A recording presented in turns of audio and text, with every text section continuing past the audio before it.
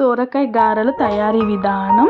ఒక లేత సోరకాయని తీసుకొని మంచిగా కడుక్కొని నీట్గా పొట్టు తురుముకోవాలి.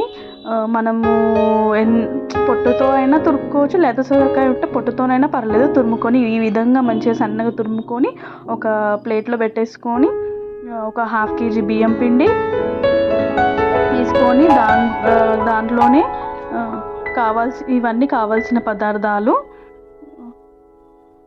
దాంట్లోనే నువ్వులు యాడ్ చేయండి. కొన్ని 1 టేబుల్ స్పూన్ నువ్వులు, 1 టేబుల్ స్పూన్ ధనియాలు, పచ్చిమిర్చి పేస్ట్ ఒక 1 టేబుల్ స్పూన్ సరిపోద్ది. మీ కారం చూసుకొని వేసుకోండి. కరివేపాకు, ఒక 1 ఆనియన్, కొత్తిమీర కూడా సన్నగా తరిగిన కొత్తిమీర కూడా యాడ్ చేసుకోండి. కొత్తిమీర వేస్తే టేస్ట్ బాగా వస్తుంది. నానబెట్టిన శనగపప్పు తీసుకోండి. నానబెట్టిన శనగపప్పు తీసుకుంటే గారెలు తింటున్నప్పుడు నోటికి క్రంచీగా తగులుతుంది, బాగుంటుంది టేస్ట్. అలా శనగపప్పు వేసుకొని నానబెట్టిన శనగపప్పు, ఒక 1 టేబుల్ స్పూన్ అల్లం వెల్లుల్లి పేస్ట్, మీకు రుచికి తగిన జీలకర్ర, 2 టేబుల్ స్పూన్ జీలకర్ర,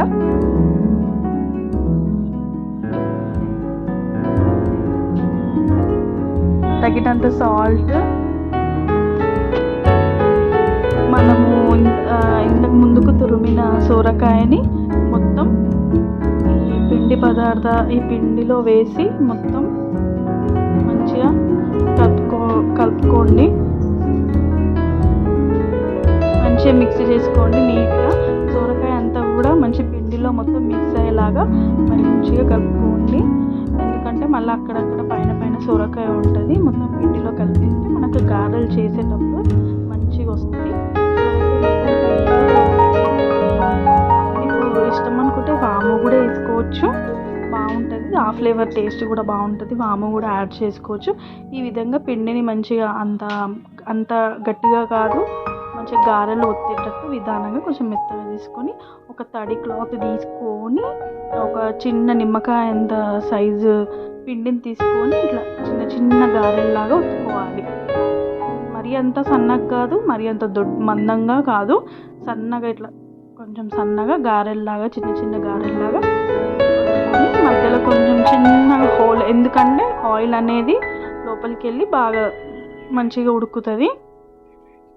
ఇప్పుడు ఆయిల్ పెట్టుకొని మంచిగా డీప్ ఫ్రై చేసేసుకోండి. ఒకటి మెల్లగా తీసుకొని వేసుకోండి. సేమ్ ఇట్లా మంచిగా గోల్డెన్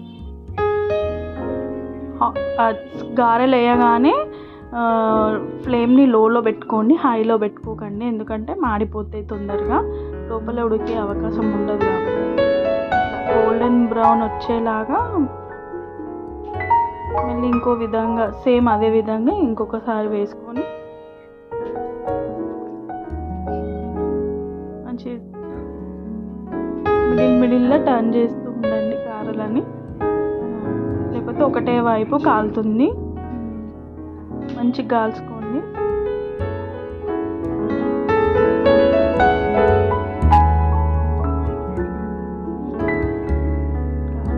బాగుంటాయండి గారెలు, చాలా బాగుంటాయి. టేస్ట్ అయితే మేము ఆల్రెడీ ట్రై చేసినాం, మీరు కూడా ట్రై చేయండి, చాలా బాగుంటాయి. ఈ గారెలు మంచిగా పల్లి చట్నీ కానీ, టమాటో చట్నీ కానీ, చికెన్లోకి అయితే సూపర్ ఉంటాయండి. టేస్ట్ చాలా బాగుంటాయి గారెలు.